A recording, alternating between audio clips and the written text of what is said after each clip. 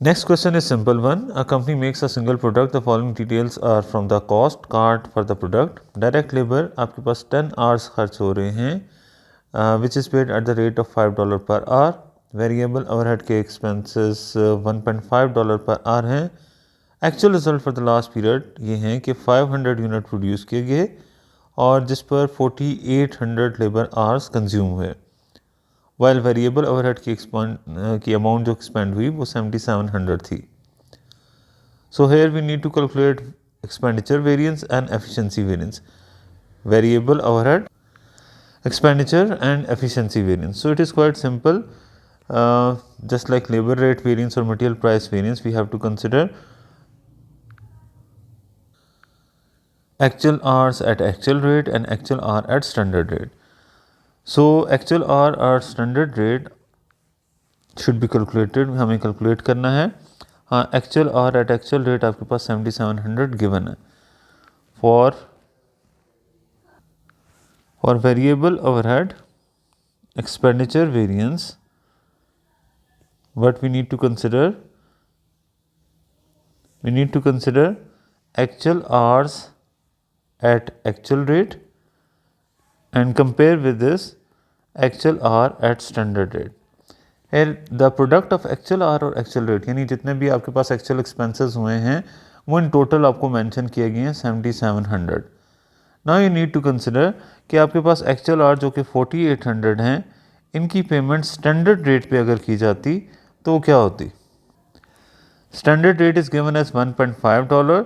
सो अगर 4800 आवर्स की payment $1.5 per hour के हिसाब से की जाती तो it should have been 7200.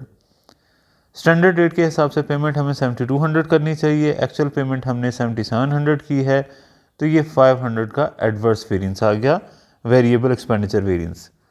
Again हम वेरिएबल एक्सपेंडिचर वेरिएंस में ये देखते हैं कि एक्चुअल आर की पेमेंट एक्चुअली कितनी की गई है और अगर उन्हें स्टैंडर्ड रेट पे पेमेंट की जाती तो वो क्या अमाउंट आपके पास पे की जानी चाहिए थी. सो इनका डिफरेंस आपके पास वेरिएंस शो करता है और अगर एक्चुअल पेमेंट ग्रेटर हो स्टैंडर्ड पेमेंट से तो it is a negative variance.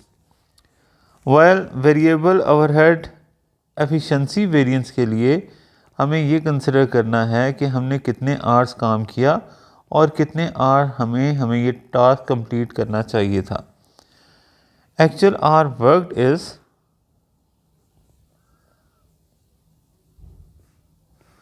4800, लेकिन एज पर क्वेश्चन जो आपके पास इंफॉर्मेशन है उसके मुताबिक एक यूनिट तैयार करने के लिए 10 आवर्स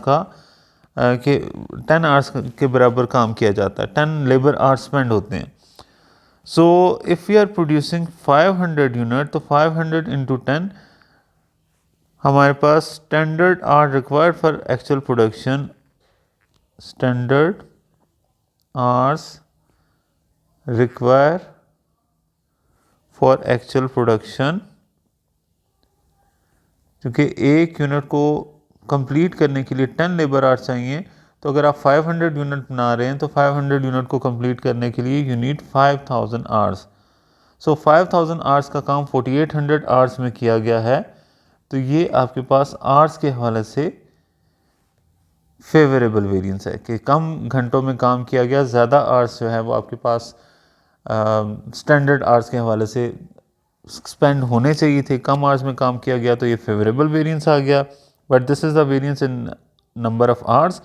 इसे अमाउंट में कन्वर्ट करने के लिए स्टैंडर्ड रेट जो कि वेरिएबल ओवरहेड का स्टैंडर्ड रेट 1.5 मेंशन है उससे मल्टीप्लाई कर देंगे. So this variance would be 300 favourable in terms of amount. So 500 का एडवर्स और 300 का फेवरेबल वेरिएंस आपके पास आ रहा है. So in according to this 500 आपके पास एडवर्स वेरिएंस और 300 का favourable variance. This is answer C.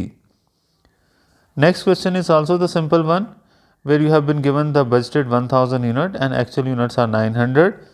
Standard selling price per unit is 50 while the total production cost per unit is 39. It means profit is 11.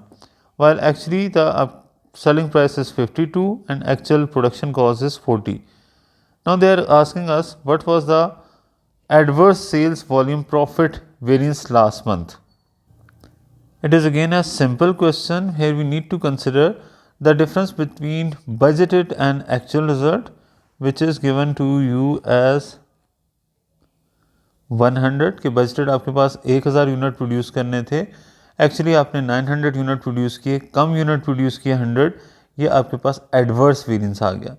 इस adverse variance को आप amount में convert करने के लिए स्टैंडर्ड प्रॉफिट को कंसिडर करते हैं, and standard profit here is 50 की सेलिंग प्राइस में से टोटल प्रोडक्शन कॉस्ट लेस कर दें तो ये 11 आ जाता है। So it is 1100 adverse variance.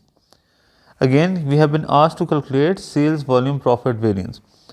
अगर सेल वॉल्यूम प्रॉफिट वेरिएंस हमने फाइंड आउट करना है तो वॉल्यूम के हवाले से पहले बजटेड और एक्चुअल क्वांटिटी सोल्ड का डिफरेंस हमने लेना है।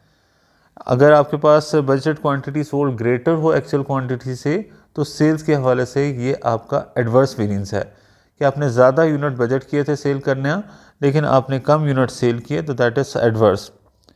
देन इसको फिर सेल्स वॉल्यूम प्रॉफिट वेरिएंस है, so that is why we have to multiply this by standard profit, and standard profit can be calculated as the difference between selling price and total production cost. Next question 360 we have done before in the previous part of the lecture. Next is under absorption costing the sale volume variance is calculated by multiplying the difference in sale volume by which of the following. ये भी हमने ऊपर question किया है कि अगर हमने sale volume variance find out करना है under absorption costing, so it means we need to multiply this sales volume difference by the profit, standard profit. So this is third option for us. It is quite simple question और same वही बात आपके पास जो 359 question में थी कि आप जितना भी बजट और एक्चुअल का डिफरेंस है उसे किससे मल्टीप्लाई कर रहे थे, स्टैंडर्ड प्रॉफिट से। तो एब्जॉर्प्शन कॉस्टिंग में अगर आपको ये कैलकुलेशन करनी हो तो आप उसे स्टैंडर्ड प्रॉफिट से मल्टीप्लाई करते हैं। Now this is a question where you need to carefully read this out. A business uses marginal costing to calculate variances. if they were to use absorption costing to current method of calculating the sales volume variance would be। Carefully reading इस सिलसिले में करनी है कि उन्होंने हमसे question ये पूछा है if they were to use absorption costing, अगर वो यूज़ करते हैं absorption costing, the current method of calculating the sale volume variance would be. तो फिर भी पूछ रहे यही है आपसे कि करंट मेथड आपके पास यानी मार्जिनल कॉस्टिंग सिस्टम के तहत जो आप कैलकुलेट करेंगे वॉल्यूम वेरिएंस वो क्या होगा। ठीक है, if there is no fix cost, अगर आपके पास कोई फिक्स कॉस्ट नहीं होती तो मार्जिनल कॉस्टिंग के तहत तो हम स्टैंडर्ड कंट्रीब्यूशन से मल्टीप्लाई करते हैं। Normally standard contribution is greater than standard profit.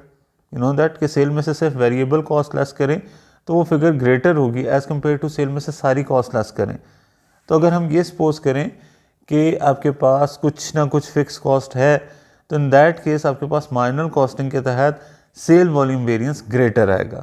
और अगर आप ये सपोज करें कि there is no fix cost तो इन दैट केस आपके पास जो sale volume variance marginal costing system के तहत कैलकुलेट किया जाता है it would be same just like of absorption costing. So your answer would be A, higher और सेम। अगेन इस बात को समझ लें कि आपके पास जो सेल वॉल्यूम वेरिएंस है वो कैसे कैलकुलेट किया जाता है, वो बजटेड और एक्चुअल के डिफरेंस को लेकर आप मल्टीप्लाई कर देते हैं स्टैंडर्ड कंट्रीब्यूशन से। ये आपके पास मार्जिनल कॉस्टिंग सिस्टम के तहत ये वेरिएंस कैलकुलेट किया जाता है कि बजटेड यूनिट्स जितने सेल किए जाने हैं और एक्चुअल यूनिट जितने सेल किए जा रहे हैं उसे स्टैंडर्ड कंट्रीब्यूशन से मल्टीप्लाई किया जाता है। एब्जॉर्प्शन कॉस्टिंग में क्या किया जाता है, यही बजटेड और आपके पास जो एक्चुअल एक्टिविटी है उसके डिफरेंस को स्टैंडर्ड प्रॉफिट से मल्टीप्लाई करते हैं। अब मैं ये बात बता रहा हूँ कि नॉर्मली आपके पास स्टैंडर्ड कंट्रीब्यूशन ग्रेटर होगी स्टैंडर्ड प्रॉफिट से, क्योंकि स्टैंडर्ड कंट्रीब्यूशन तो सेल में से वेरिएबल कॉस्ट से फ्लैश की जाती है, जबकि स्टैंडर्ड प्रॉफिट में सेल में से टोटल कॉस्ट लेस की जाती है। तो नॉर्मली स्टैंडर्ड कंट्रीब्यूशन ग्रेटर होती है स्टैंडर्ड प्रॉफिट से, तो इसलिए मार्जिनल कॉस्टिंग के हवाले से कैलकुलेट किया हुआ वॉल्यूम वेरिएंस ग्रेटर आएगा। तो ये हायर की बात आ गई आपके पास, इस तरह हायर का पॉइंट इस लिहाज से सही साबित हो गया। सेकंड बात, अगर आप ये सपोज करें कि there is no fix cost, in that case आपके पास मार्जिनल कॉस्टिंग सिस्टम के तहत जो सेल वॉल्यूम वेरिएंस है और एब्जॉर्प्शन कॉस्टिंग सिस्टम के तहत जो सेल वॉल्यूम वेरिएंस है वो सेम आएगा, बिकॉज कंट्रीब्यूशन और प्रॉफिट इक्वल होंगे।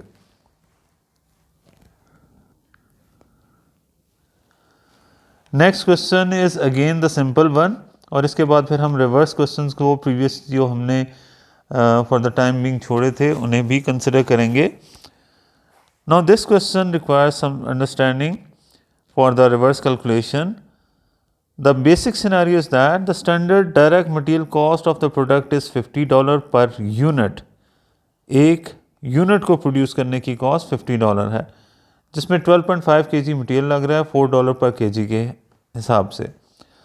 Last month the actual amount paid is 45,600. Actual amount जो आपने मटेरियल परचेज की पेमेंट की वो 45,600 थी, और material use was 1,73,280. And the direct material usage variance is also given to you, which is 15,200 adverse.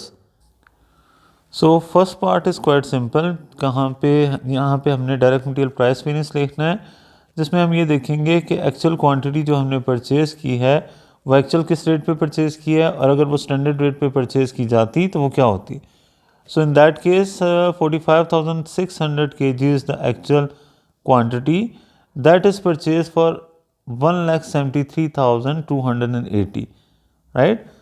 तो actual जितनी अमाउंट पे की है that is the product of actual quantity purchase and into actual rate. So यहाँ पे हमें actual rate की ज़रूरत नहीं, क्योंकि टोटल हमें वैल्यू मेंशन है कि कितनी हमने पे की है. यही एक्चुअल क्वांटिटी 45,600 अगर हम स्टैंडर्ड रेट पे इसकी पेमेंट करते, यानी $4 के हवाले से इसकी पेमेंट की जाती, तो ये पेमेंट क्या आ जाती, 45,600 इंटू 4, दिस वुड बी 1,82,400. सो ये 1,82,400 की पेमेंट की जानी चाहिए थी. आपने पेमेंट की 1,73,280 की, तो जो डिफरेंस आ रहा है आपके पास ये आपका फेवरेबल वेरिएंस आ रहा है, बिकॉज ज़्यादा अमाउंट पे की जानी चाहिए थी, कम अमाउंट पे की है. सो दिस इज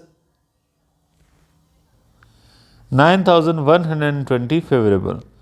अब हम सेकेंड वेरिएंस कैलकुलेट करते हैं. सेकेंड वेरिएंस में हमें एफिशिएंसी वेरिएंस की तरह कैलकुलेशन करनी है मटेरियल यूजेज वेरिएंस की.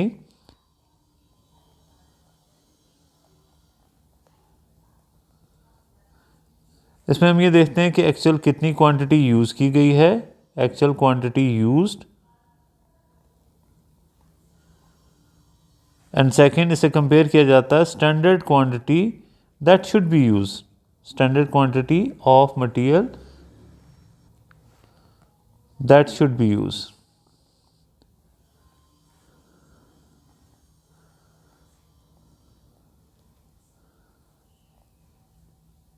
और इसका जो डिफरेंस है उसे मल्टीप्लाई कर दिया जाता है स्टैंडर्ड रेट से.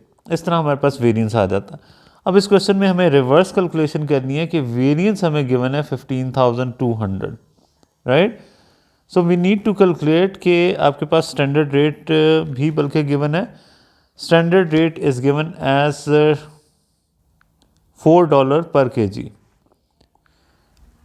सो $4 पर kg. नॉर्मली ये होता है कि हमारे पास ये जो भी डिफरेंस आ रहा है इसे हम 4 से मल्टीप्लाई करते हैं तो वेरिएंस आ जाता है.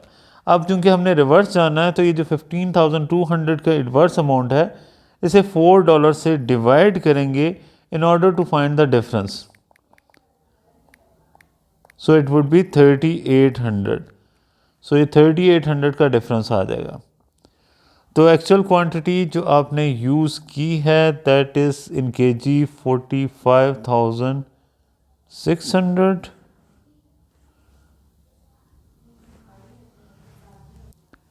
So standard quantity that should be used is a difference of 45,600 and 45,600 and 3,800. तो ये 41,200 आपके पास स्टैंडर्ड क्वांटिटी यूज़ की जानी चाहिए थी. ये 41,800 kg में है मटेरियल, जबकि आंसर हमसे क्या रिक्वायर किया गया है, answer is given as unit. So to convert this into unit, we need to consider the usage which is 12.5 kg per unit. So ये हमारे पास जो 41,800 kg में standard material use होना चाहिए था, that should be for how many unit? Divided by 12.5, this would be 3,344 units. Again इस बात को एक्सप्लेन कर दूं कि आपके पास हम जब भी adverse variance, usage variance find out करते हैं या फेवरेबल वेरिएंस जो भी फाइंड आउट करते हैं, इसके लिए हम ये कंसिडर करते हैं कि एक्चुअल क्वांटिटी जो यूज़ हुई है और स्टैंडर्ड क्वांटिटी ऑफ मटेरियल जो यूज़ होनी चाहिए थी उसका क्या डिफरेंस है। उस डिफरेंस को फाइंड आउट करने के बाद मल्टीप्लाई कर दिया जाता है स्टैंडर्ड रेट से, तो आपके पास वेरिएंस आ जाता है। अब इस क्वेश्चन में आपको वेरिएंस गिवन था 15,200 एडवर्स। स्टैंडर्ड रेट से रिवर्स जाते हुए आप उसे डिवाइड कर रहे हैं, तो आपको पता चल रहा है कि एक्चुअल क्वांटिटी जो यूज़ होनी चाहिए थी और स्टैंडर्ड क्वांटिटी, एक्चुअल क्वांटिटी जो यूज़ की है और स्टैंडर्ड क्वांटिटी जो यूज़ होनी चाहिए थी उसका डिफरेंस 3800 है। इस 3800 के डिफरेंस को अगेन हम यूज़ करते हैं रिवर्स बैक कैलकुलेशन करते हुए, और 45,600 और 3800 का डिफरेंस 41,800 हमारे पास वो क्वांटिटी आ जाती है जो एक्चुअली हमें स्टैंडर्ड के हिसाब से यूज़ करनी चाहिए थी। अब ये 41,800 केजीज़ में हमें मटेरियल यूज़ करना चाहिए था। आंसर हमें यूनिट में गिवन है एंड वी नो दैट कि एक यूनिट बनाने के लिए 12.5 केजी मटेरियल यूज़ होता है। तो अब हम इसे 12.5 केजी से डिवाइड कर लेंगे कि 41,800 kg material can be used to prepare units 3,344।